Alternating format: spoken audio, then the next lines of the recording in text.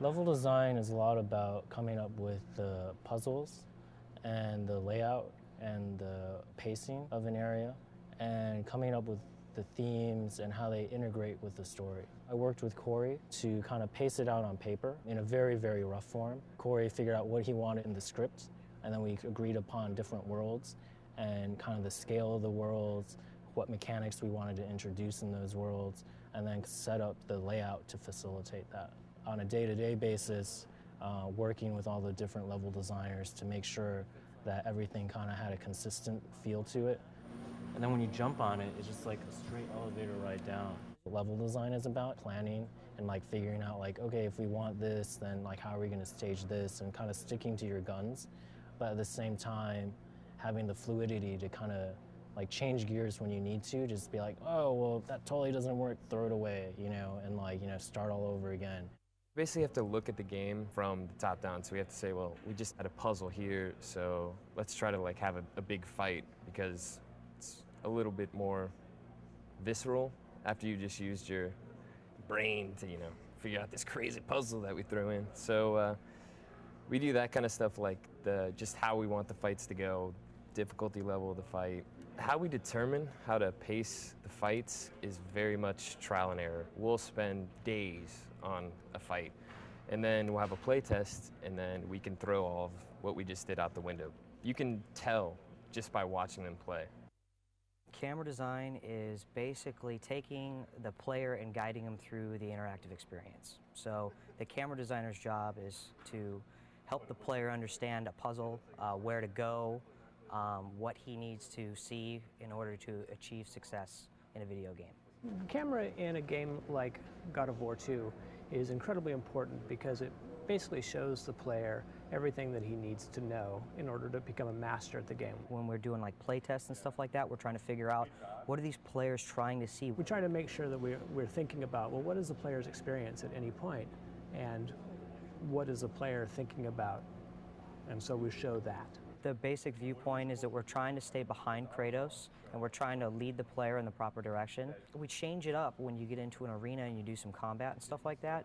Generally, you don't necessarily need to be behind Kratos at that point of view. You want to see all the enemies and stuff around you.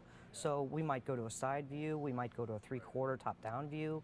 We go to different views in order to provide perspective for the player so that he can see the enemies around him a little bit better. He can have combat a little bit better. His controls feel right for the combat. But that wouldn't necessarily be the same view that we have for when we're following them, when we're trying to just lead them from one point to another point. We take control away from the player on the camera, and we give them the shots they want and let them focus on just the gameplay itself. A limitation of our fixed camera system is that we have to show certain things at different points. So a lot of times we set up what's called a cut camera, and you walk into a room, there's a lever on the other side, and we need to let you know that that's where you need to be. So we'll zoom in on the lever, show that, and then back out and say, okay, now do what you want, but we pretty much just told you where to go. You only notice the cameras when they're bad.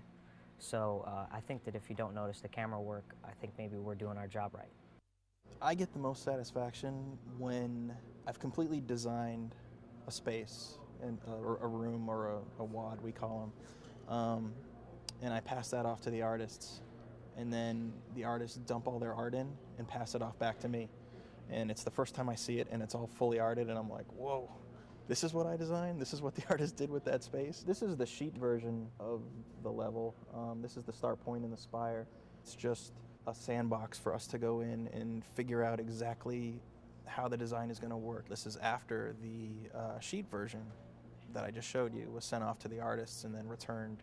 It gets really magical when it comes back from the artists, and they've done really cool stuff with it. I was presented with a door and a dead body, and I knew I needed to use the dead body in some way, some new and interesting way, in order to get through that door. So what I have here is the actual level that I was presented with in a wireframe, and this is the completed in-game version. Initially, the player may think that they have to put the dead body on the pressure plate and just walk over here, but since the door only opens halfway, that's not the entire puzzle. If they come over here, you'll notice there's this other pressure plate, which opens the door all the way. So if I make a run for it, kind of go through, I just don't have enough time in order to get over there. So The distance between here and the final door is much less than the distance between here and the final door. So I should probably put that dead body on that pressure plate. And I realized that this debris that's floating by in the river was the same debris that was floating by in this other river. So it must be some kind of circuit. So I put the dead body into the river just to see what would happen. And come over here and check in, and oh, there's my dead body. So pick that bad boy up, put him onto the pressure plate.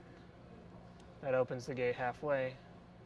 Now I'm closer to the door, so I should be able to make a break for it and run over here and exit through the door just in time. For me, I just kind of like first start off with just like imagining just like what would be like, you know, the coolest possible scenario that someone could go through on like a grapple sequence, given like the parameters.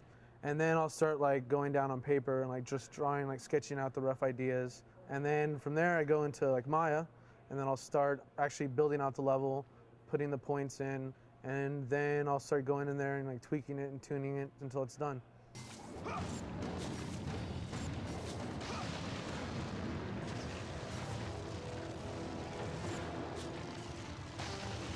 I was thinking like, wouldn't it be cool if something else is kind of going on in the background, something else to kind of like, as you're going through this, you're like racing against this other, basically like a fuse on a bomb or something. That's kind of like the idea I was trying to go with. And something also visually, like, so when you're going through like this, you're like, shit, that's awesome, you know? Like this is like a really cool sequence. So am I gonna make it, am I gonna make it, am I gonna make it? That's kind of like the ramping up that I wanted to feel. And then like that last moment when you're flying through and then you make it and then you're like, whew, you know, I'm done. I hope in the end, you know, even if you're restarting and playing through a couple times, that it's not that long and you'll be able to get through it and you'll be able to have a, you know, an awesome experience. So.